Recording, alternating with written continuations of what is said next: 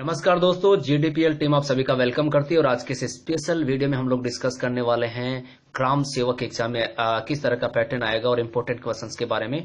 ज्यादा डिटेल्स जानने के लिए हमारे पर्टिकुलर टॉपिक्स के इंग्लिश के और जीके के करंट अफेयर्स के वीडियोज बने हुए हैं, उनकी आप सहायता ले सकते हैं। अगर ये वीडियो आपके लिए लाभदायक सिद्ध होता है, आपके लिए सहयोगी होता है, तो आप इसे लाइक करना ना भूलें, शेयर करना ना भूलें और साथ ही ज्यादा से ज्यादा हमारे वीडियोस का लाभ उठाने के लिए हमारे चैनल जीडीपीएल को सब्सक्राइब करना ना भूलें। तो देखिएगा, आज के इस टॉपिक में हम लोग बात करते हैं ग्राम सेवक स्पेशल की। तो देखिएगा, पहले क्वेश्चंस की तरफ बढ़ते हैं। कैसे एग्जाम में आएंगे, आपके ऑब्जेक्टिव टाइप आएंगे। यहां हमने ऑब्जेक्ट ज्यादा लिखे नहीं है टाइम को देखते हुए, तो आप लोग उसमें से मैनेज कर लेना। मैं यहां समझा देता हूं। देखो, कुछ तो आपके आएंगे सिनोनिम्स और एंटोनिम्स की बात करें तो देखिएगा, जैसे आपने लिख दिया मोरबिड, लिख दिया MORBID। अब इसका अगर हमें एंटोनिम्स करना है तो पहले मोरबिड का अर्थ मालूम होना चाहिए। इसका अर्थ होता है ग्लोमी, अर्थात उदास। At that moment just we can use the antonyms, यानी कि उदास का क्या हो जाएगा, गे, यानी कि प्रसन्नचित। Right guys, GAY। फिर आता है TEMPORAL, टेम्परल। टेम्परल जो होता है इसका अर्थ मालूम होना चाहिए, तो इसका हमें करना है सिनोनिम्स। इसका एंटोनिम्स नहीं करना, सिनोनिम्स करना है। तो टेम्परल का मतलब होता है सांसारिक, और वर्ल्डली जो वर्ड होता है इसका मतलब ही होता है सांसारिक। सो यहां पे हमारा करेक्ट आंसर आ जाएगा WORLDLY। राइट गाइस, अब बात करते हैं। देखिएगा, अगला बहुत important, the poet and dramatist. और स्पेस दे रखा है, फिल इन द ब्लैंक है, डेट दे रखा है, और यहां पर हमें दे रखा है ईच आर वर्ब में से कौन सा ऑप्शन राइट होना चाहिए। गाइज, हमारे पर्टिकुलर वीडियोज में आपको अच्छे से मिल जाएंगे करेक्ट फ्रॉम द वर्ब के रूल, वर्ब एग्रीमेंट के रूल्स, वहां से आप इजी वैसे से करेक्ट कर पाएंगे। देखिएगा, जब दो नाउन एंड से जुड़े हों किंतु एक ही व्यक्ति या वस्तु का भाव देते हो तो हमेशा वर्ब सिंगुलर का प्रयोग करते हैं। सो दैट यहां पर देखिएगा, ये द पोइट एंड ड्रामेटिस्ट एक ही भाव को व्यक्त कर रहा है, अर्थात कवि भी वही है और ड्रामेटिस्ट भी वही है। सो दैट यहां पर हम लोग किसका चूज करेंगे, इच का। राइट। दूसरा है द नॉवलिस्ट एंड द एसेसिस्ट।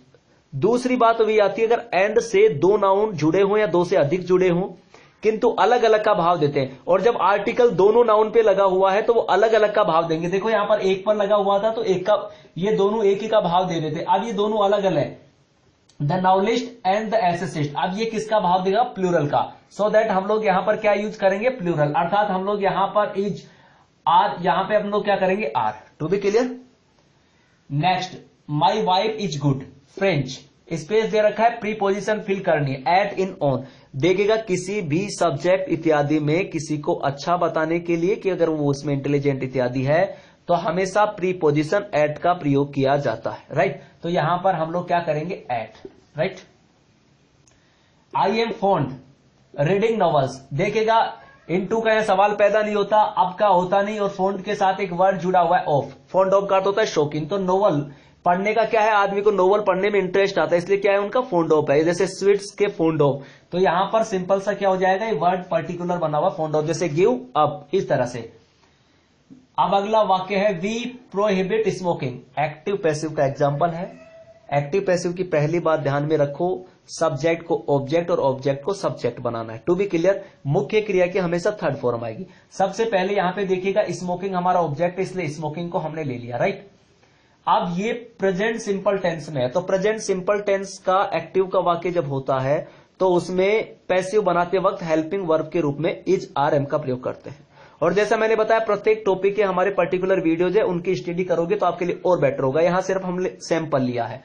तो यहां पर स्मोकिंग के साथ इज, आर, एम में से क्या ले लिया, इज। इसकी थर्ड फॉर्म आ जाएगी, क्या आ जाएगी, थर्ड फॉर्म। और उसके बाद में सब्जेक्ट को ऑब्जेक्ट बना के लिखते हैं, और किसके साथ, बाई के साथ। तो क्या हो गया, बाई, बी का क्या हो गया, अस। तो smoking is prohibited by us. Right. Subject object, object subject, मुख्य क्रिया की third form. To be clear. Next है, काइंडली ऑफर योर रिमार्क्स। पहले है, who had laughed at you. देखो, हु वाला जब वाक्य आता है तो इसकी शुरुआत हम करते हैं बाई होम से। किससे करते हैं, बाई होम से। अब इसमें ऑब्जेक्ट यू है, किंतु पहले हमारा WH वर्ड है तो हम लोग हेल्पिंग वर्ब लेंगे, तो बाई होम हैड, और ऑब्जेक्ट क्या था, यू का यू लिख, इसको सब्जेक्ट बना दिया। अब देखिएगा, जब हैड आता है अर्थात पास्ट परफेक्ट टेंस आता है, तो हैड जब आता है तो उसके साथ हैड बीन का प्रयोग करते हैं पैसिव में, तो हैड यू बीन। अब इसमें सब्जेक्ट आता नहीं है, और यहां पर ये वर्ब लाव्ड एट, ऐसा कैसा हम लोग इसको लिख देंगे। To be clear. और आगे हमारे रिक्वायर्ड नहीं, क्योंकि हु वाले वाक्य में सब्जेक्ट आता ही नहीं है, इसलिए बाई होम इत्यादि तो लिखेंगे नहीं, बाई होम हमने शुरुआत में कर दिया। टू बी क्लियर, तो इस तरह से हमारा आंसर होगा।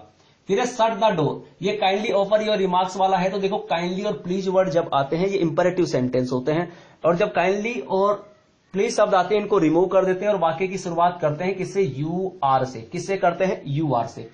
अब काइंडली को हटा देंगे और काइंडली की जगह क्या ले लेंगे, रिक्वेस्टेड। क्या ले लेंगे, रिक्वेस्टेड। आप देखिएगा जब भी इंपेरेटिव सेंटेंस होते हैं इनका कनेक्टिव वर्ड होता है टू, चाहे एक्टिव से पैसिव बनाने हो चाहे डायरेक्ट से इनडायरेक्ट बनाने हो। सो दैट यहां पे हमने क्या ले लिया, टू। और ऑफर योर रिमार्क, टू के बाद हमेशा वर्ब की कौन सी फॉर्म आती है, फर्स्ट। ऑफर योर रिमार्क ऐसा कैसा रह जाएगा। टू बी क्लियर, तो सिंपल सा हो गया, क्या हो गया, you are requested to offer your remarks. To be clear. अब नेक्स्ट पॉइंट की तरफ बढ़ते हैं।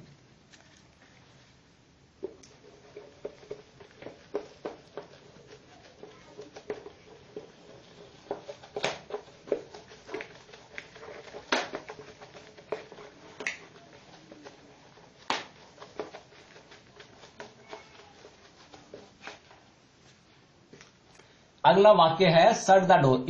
इसको भी पैसिव वॉइस में चेंज करना है, तो देखिएगा ये भी इंपेरेटिव टाइप का है, तो इसे हम लोग लेट से इजी वे से बना देंगे। लेट टाइप सेंटेंस में क्या होता है, सबसे पहले लेट वर्ड लेते हैं, फिर ऑब्जेक्ट लेते हैं द डोर, और हेल्पिंग वर्ब के रूप में बी का यूज करते हैं, और फिर क्या करते हैं, वर्ब की थर्ड फॉर्म, तो let the door be shut. ये हमारा क्या हो जाएगा, आंसर हो जाएगा।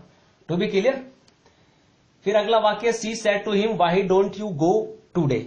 ये वाला जो वाक्य है हमें इनडायरेक्ट स्पीच में करना है, डायरेक्ट में हमारा वाक्य बना हुआ है। तो देखिएगा डायरेक्ट इनडायरेक्ट का वाक्य बनाते समय ज्यादा डिफिकल्टी नहीं है। सबसे पहले हमें ये वाला जो वाक्य होता है इन्वर्टेड कोमा में एक बाहर होता है, ये हमारी रिपोर्टेड वर्ब कहलाती है, रिपोर्टेड स्पीच कहलाती है। टू बी क्लियर, सबसे पहले सी का क्या रह गया, सी रह जाता है। सेड टू जो है वाक्य में इंट्रोगेटिव है इसलिए आस्क्ड कर देंगे, और हिम का क्या रह जाएगा, हिम।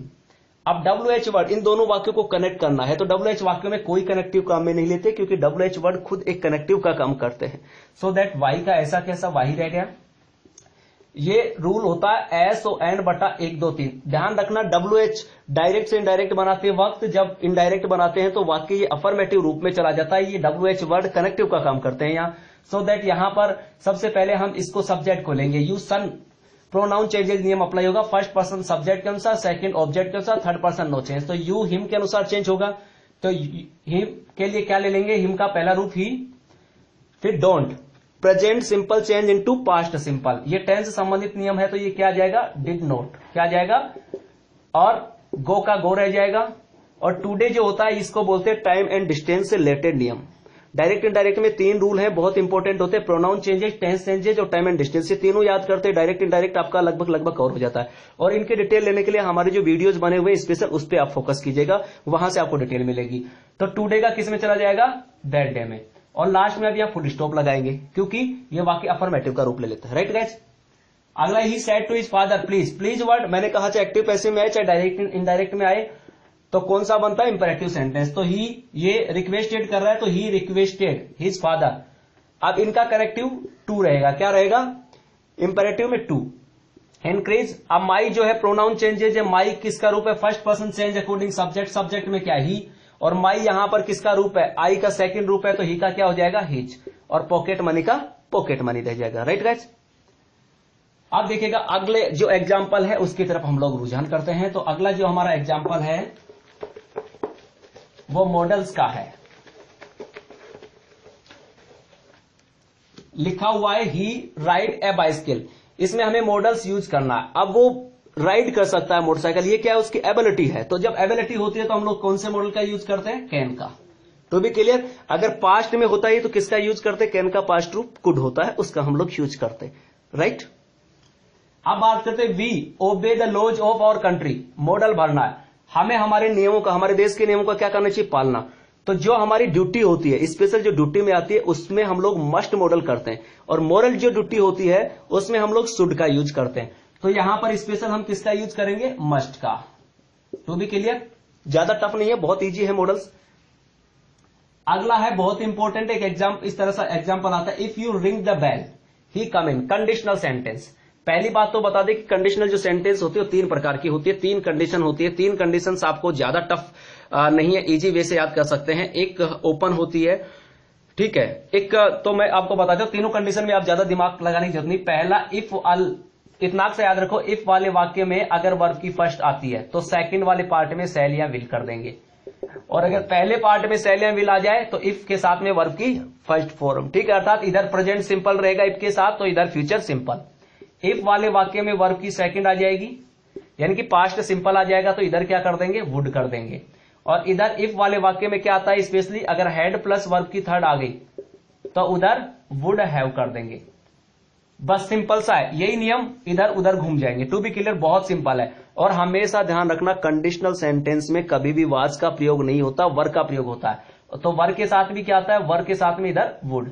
जैसे if I would a bird, if I were a bird I would fly, तो इधर वर आया उधर वुड कर दिया। If I were a bird I would fly. To be clear, तो कंडीशन 3 होती है, इधर इफ के साथ में प्रेजेंट सिंपल तो उधर शैल या विल, इफ के साथ में वर्ब की सेकंड तो उधर वुड, इधर इफ के साथ हैड वर्ब की थर्ड तो उधर would have. To be clear, देखो तो यहां पर इफ आई न्यू, न्यू कौन सी फॉर्म है, सेकंड फॉर्म है, तो सिंपल सा है, हम लोग यहां पर क्या यूज करेंगे, वुड। क्या यूज करेंगे, वुड।